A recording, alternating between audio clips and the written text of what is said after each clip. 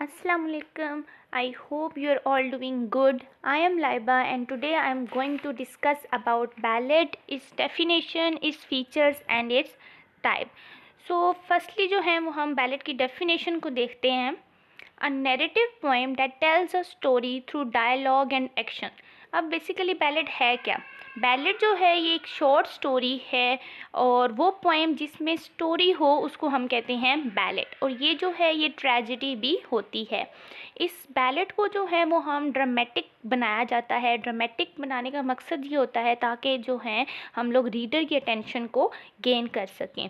इसकी जो सबसे अच्छी बात है वो ये है कि बहुत सिंपल होती है, ये कम्प्लेक्स नहीं होती और इसकी वजह से हर बंदा इसको इजीली अंडरस्टैंड कर सकता है। और इसमें क्वेश्चन आंसर्स मेथड को भी अपनाया जाता है। और ये जो स्टोरी हम लिखते हैं ये म्यूज़िकल वे में लिखी जाती है। बेसिकली जो बैलेड है वो एक वर्ड है बेलेयर, उससे जो है ये बैलेड निकला है। और बेलेयर का मतलब होता है टू डांस, मतलब एक ऐसी स्टोरी एक ऐसी म्यूज़िकल वे में बताई जाती है जिसके साथ हम लोग डांस भी कर सकते हैं। ठीक है, ऐसा एंटरटेनमेंट जो है इसको बनाया जाता है। अब हम इसके जो हैं वो मेन फीचर्स देखते हैं। सबसे पहला फीचर है it is narrative in form and so it tells a story. आप सबको पता होगा कि जब हम नैरेटिव की बात कर रहे हैं तो इट्स मीन कि हम ये बोल रहे हैं कि ये जो है स्टोरी फॉर्म में लिखी जाती है, इसमें कोई ना कोई स्टोरी होती है। Number second, it's narrator is generally impersonal third person. इसका जो नैरेटर होता है यानी जो स्पीकर होता है या जो बोल रहा होता है या जो राइटर होता है ये हमेशा थर्ड पर्सन होता है। Number three, it opens dramatically at the middle of the story.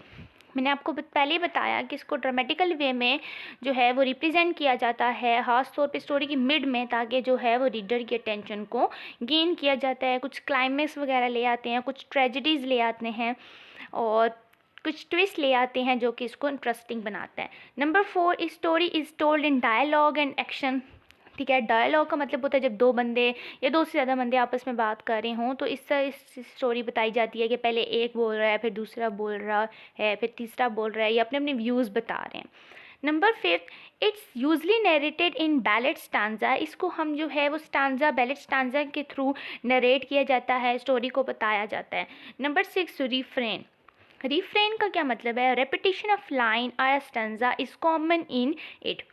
Refrain का मतलब होता है कि रेपिटेशन ऑफ लाइन, यानी कि जो लाइन होती है या वर्ड्स होते हैं या फ्रेज होते हैं उसको बार बार रिपीट किया जाता है। मैंने आपको बताया कि इसको हम म्यूज़िकल वे में दिखते हैं, म्यूज़िकल वे में इसको रिप्रेजेंट करते हैं। तो आपने देखा होगा, आप म्यूज़िक्स में ही देखें तो एक एक लाइन को या वर्ड्स को या फ्रेज़ को बार बार वो लोग रिपीट कर रहे होते हैं। तो बिल्कुल इसी तरह हम पोएम में भी क्या करते हैं, म्यूज़िकल वे में इसको बनाने के लिए हम लाइन्स को, वर्ड्स को बार बार रिपीट कर रहे होते हैं, जो कि बहुत अट्रैक्टिव भी लगता है।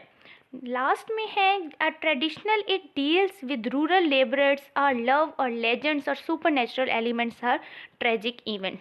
इसमें आपको बता रहे हैं कि हम लोग क्या क्या इसमें यूज़ कर सकते हैं। इसमें जो सुपर नेचुरल होते हैं, ट्रेजिक इवेंट्स होते हैं, मैजिक होता है, मिस्ट्री वर्ड्स को यूज़ किया जाता है। ठीक है, बेसिकली इसमें।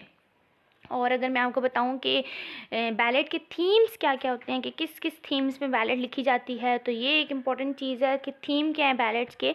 तो मोस्टली जो है ये ट्रेजिक होता है, रोमांस होता है, रिलीजन बेस्ड भी होता है, life, death, supernatural, love stories, इन सब पे जो है वो बैलेड हमारी बेस करती है। और यही इसके कुछ कॉमन थीम्स भी हैं। आगे हम आते हैं इसकी टाइप्स में। तो बैलेड की जो है मेनली टू टाइप्स हैं, two basic types. Number one, the folk और popular ballad and number second is literary ballad. अब जो फोक और पॉपुलर बैलेड ये क्या होता है? The anonymous ballad composed in the early period when written literature was not developed are called folk और popular ballad.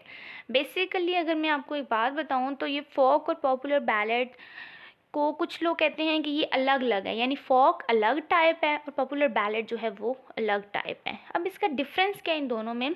Difference बस इसका इतना है कि जो हमारी फोक बैलेड होती है ये ओरली होती है। ठीक है, ये रिटन फॉर्म में नहीं होती, इसको ओरली सुनाया जाता है। जैसे फॉर एग्जांपल मैं स्टोरी सुना रही हूँ, थोड़ी म्यूज़िकल वे में स्टोरी सुना रही हूँ, तो यू कैन से कि ये जो है वो हमारे पास फोक बैलेड है।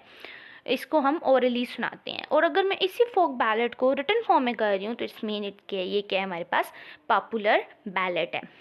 आप देख सकते हैं आगे लिखा हुआ है, इसके कुछ एग्जाम्पल हैं। द टॉक और peace, the diamond lover and the cruel mother are example of the folk और पॉपुलर बैलेट। आई होप आपको फोक और पॉपुलर बैलेट की समझ आई होगी। जो ओरली सुनाते हैं उसको हम फोक बोलते हैं। अगर हम उसी प्रिंसिपल पे या उसी रूल्स पे हम लोग जब उसको रिटन फॉर्म में एक्सप्लेन करते हैं तो वो हमारे पास आ जाती है पॉपुलर बैलेट। ठीक है, उसके बाद आ जाता है literary ballad. The ballad written on the model of the popular ballad is known as literary ballad. The poet of this time of ballad imitated the form, language and style of the popular ballad. अब imitated का word use हुआ है। Imitated का मतलब होता है कि नकल उतारना। आप यू कैन से, आप बोल सकते हैं कि पॉपुलर बैलेट से ही जो है इन्होंने फॉर्म, लैंग्वेज, स्टाइल, ये पॉपुलर बैलेट का ही यूज़ करके इन्होंने क्या बनाया, हमारा लिटरेरी बैलेट। और जो लिटरेरी बैलेट होता है ये बेसिकली 18th सेंचुरी में जो है इसका स्टार्ट हुआ। और ये जो आपके बहुत फेमस हैं विलियम वर्ड्सवर्थ, कॉलरिज, इन्होंने ही जो है इसमें स्टार्ट किया था।